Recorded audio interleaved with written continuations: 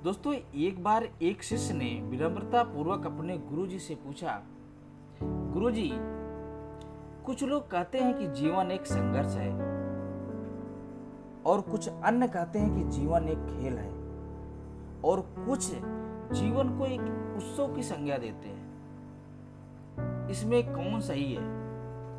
गुरुजी ने तत्काल बड़े ही धैर्यपूर्वक उत्तर दिया, पुत्र, जिन्हें गुरु नहीं मिला उनके लिए जीवन एक संघर्ष है और जिन्हें गुरु मिल गया है उनका जीवन एक खेल है।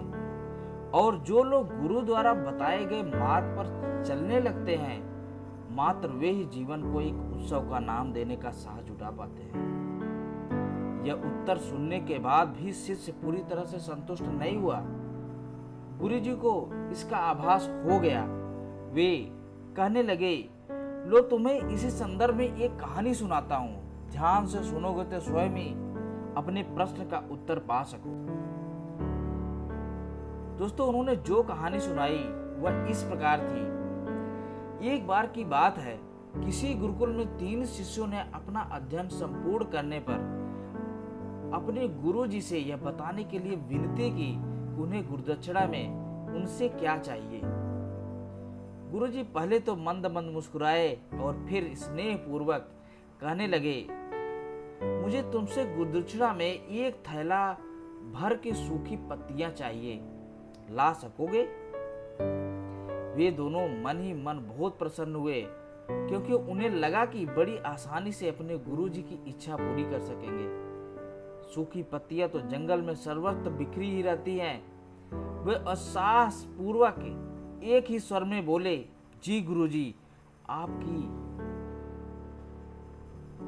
जैसी आपकी आज्ञा।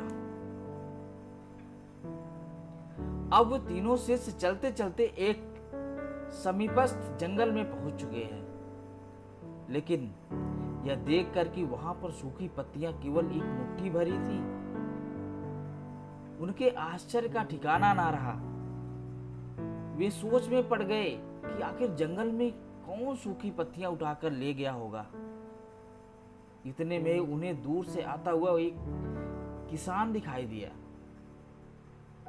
वे उसके पास पहुंचकर उससे विनम्रता पूर्वक याचना करने लगे कि वह उन्हें केवल एक थैला भर सूखी पत्तियां दे दे। अब वह किसान ने उनसे क्षमा याचना करते हुए कहा, उन्हें यह बताया कि वह उनकी मदद नहीं कर सकता, क्योंकि वो उन सूखी पत्तियों को ईंधन के रूप में पहले ही उपयोग कर लिया है।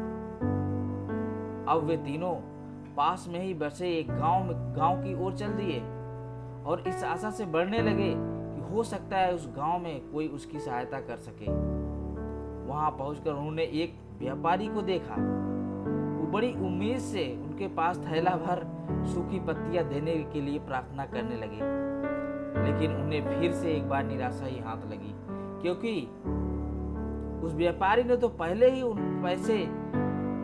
कुछ पैसे कमाने के लिए उन सूखी पत्तियों को दोने बनाकर बेच दिए थे।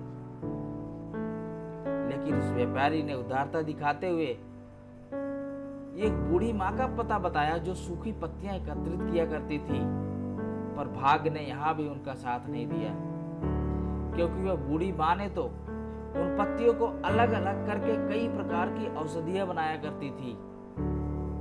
अब निराश होकर वे तीनों खाली हाथ से गुरुकुल लौट आए। गुरुजी ने उन्हें देखते ही स्नेह पूर्वक पूछा, पुत्रों, ले आए गुरुदक्षिणा?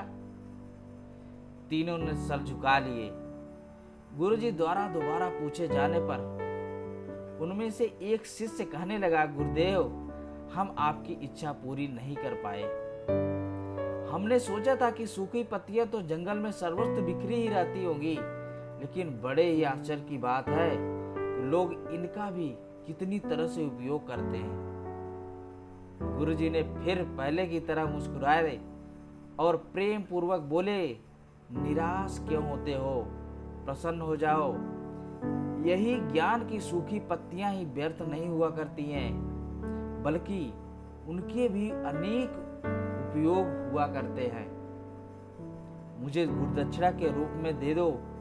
तीनों शिष्य गुरुजी को प्रणाम किए और खुशी खुशी अपने घर की ओर चले गए।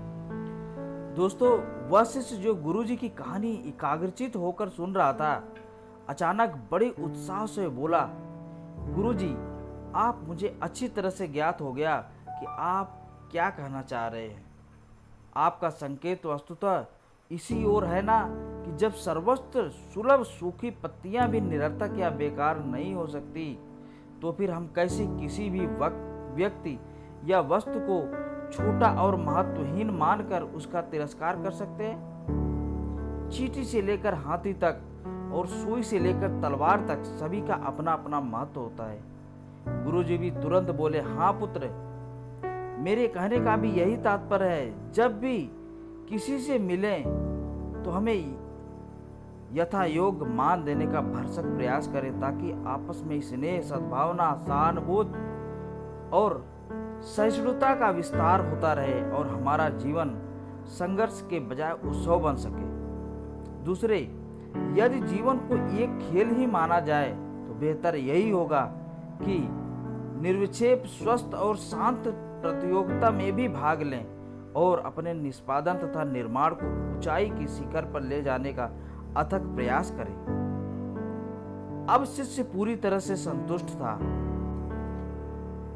अंततः मैं यही कहना चाहता हूं कि यदि हम मन, वचन और कर्म, इन तीनों ही स्तरों पर इस कहानी का मूल्यांकन करें तो भी यह कहानी खरी ही उतरेगी। सबके प्रति पूर्वाग्रह से मुक्त मन वाला व्यक्ति अपने वचनों से कभी भी किसी को आहत करने का दुस्साहस नहीं करता है और उसकी यही ऊर्जा उसके पुरुषार्थ के मार्ग में समस्त बाधाओं को हर लेती है। वस्तुतः हमारे जीवन का सबसे बड़ा उत्सव पुरुषार्थ ही होता है, ऐसा विद्वानों का मत है। तो दोस्तों, ये कहानी आपको कैसी लगी जरूर हमें कमेंट सेक्शन में बताइएगा और हमारे कहानी को, हमारे इस चैनल को ज़्यादा से ज़्यादा लाइक, शेयर और सब्सक्राइब कीजिए, जिससे कि हम आगे आने वाले टाइम में ऐसी बहुत सारी कहानियाँ हम आपके लिए पेश करते रहें। तो दोस्तों, इसी के साथ जय हिंद, जय भारत।